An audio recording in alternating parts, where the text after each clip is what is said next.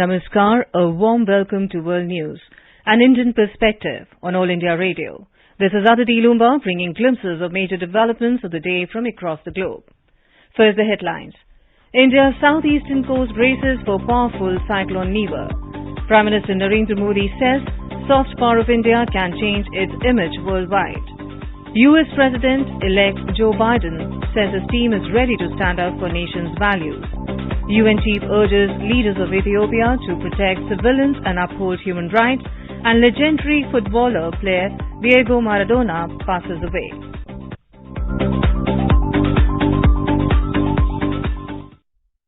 Southeastern states of India are bracing up to face the impact of powerful cyclone Niva.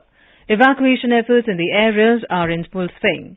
Indian Meteorological Department has said that cyclone Niva is likely to cross Tamil Nadu and Puducherry coast during midnight of 25th and early hours of 26th November as a very severe cyclonic storm.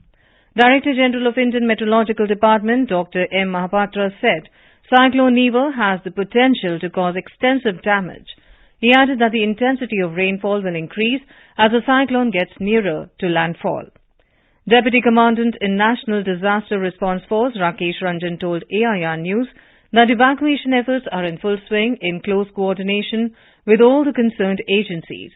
25 NDRF teams have been deployed, out of which 15 are in Tamil Nadu, 4 in Puducherry and 6 in Andhra Pradesh. Prime Minister of India Narendra Modi has said that the soft power of India can strengthen the country's image worldwide just like the yoga has done. He was speaking at the celebration of Centennial Foundation Day of University of Lucknow via video conferencing this evening. The university is celebrating its 100th year of establishment. Bharat की soft power अंतर्राष्ट्रीय जगत में भारत की छवि मजबूत करने में बहुत सहायक है। हमने देखा है पूरी दुनिया में योग की ताकत क्या है। कोई योग कहता होगा, कोई योगा कहता होगा, लेकिन पूरे विश्व को योग को अपना एक प्रकार से जीवन का हिस्सा बनाने के लिए प्रेरित कर दिया है. Addressing the gathering of students, teachers and former students, the Prime Minister asserted that universities are not just a center of higher education, but they are a powerhouse of making characters and providing inspiration.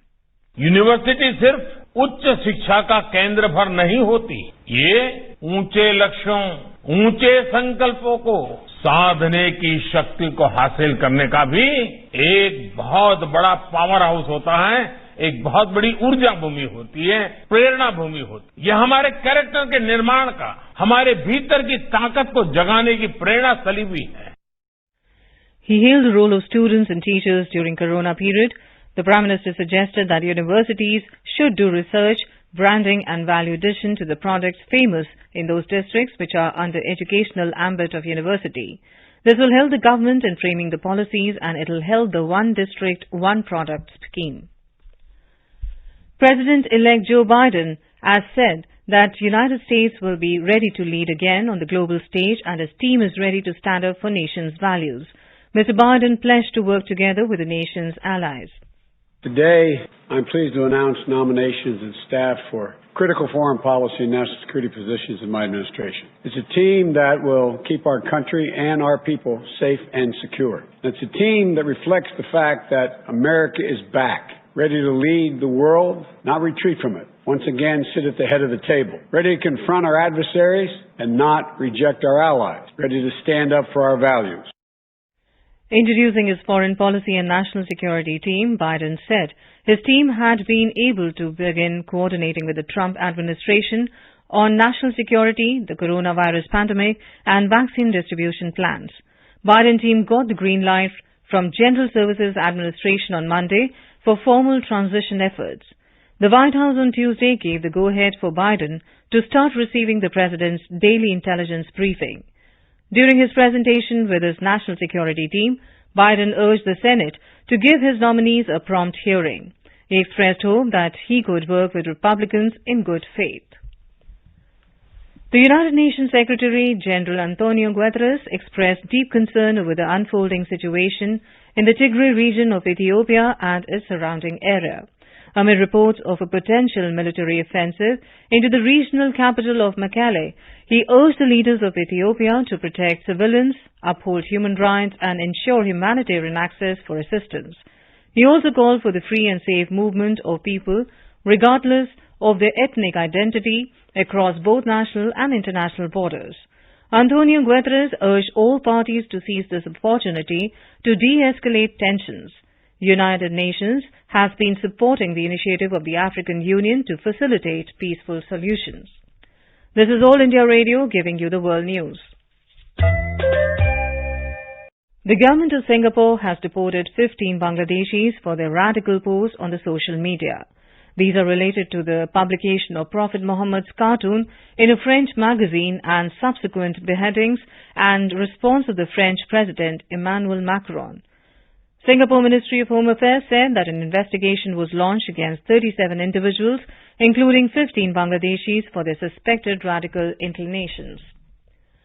Now the coronavirus updates from around the world. According to WHO data, global coronavirus infections crossed 59.20 million. French President Emmanuel Macron said on Tuesday that the country will start easing its COVID-19 lockdown this weekend so that the people will be able to spend the Christmas holidays with their families.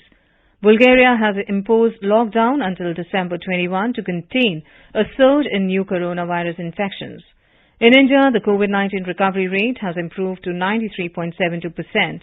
Government of India issued the COVID-19 guidelines for surveillance, containment and caution, which will be effective during the month of December. The main focus of guidelines is to consolidate the substantial gains that have been achieved against the spread of COVID-19. It is visible in the steady decline in the number of active cases in the country. South Korea's Personal Information Protection Commission on Wednesday fined Facebook Inc. Corporation $6.06 million for sharing users' personal information without consent. The agency has also sought a criminal investigation into the matter. The Commission said in a statement that it fined Facebook after a probe found that the personal information of at least 3.3 million of the 18 million Facebook users in Korea were provided to operators other than Facebook without their knowledge from May 2012 to June 2018.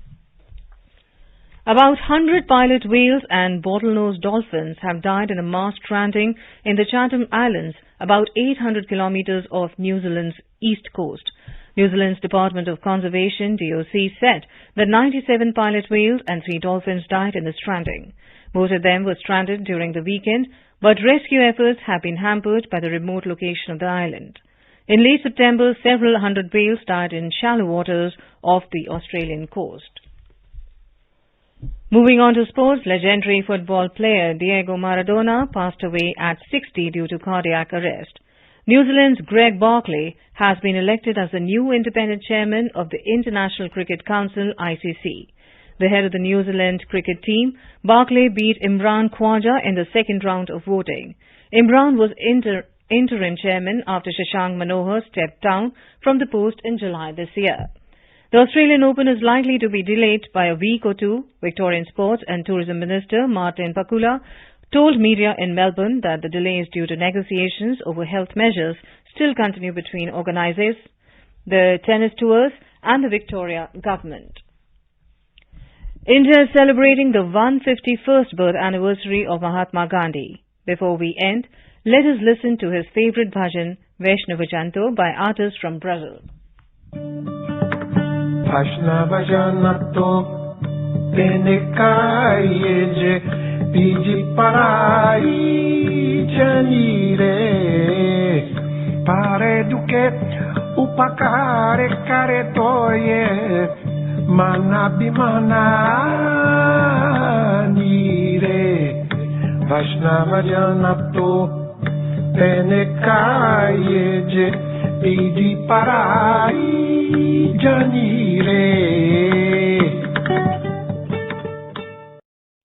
And with that, we end this bulletin. See you at the same time tomorrow with the next edition of World News.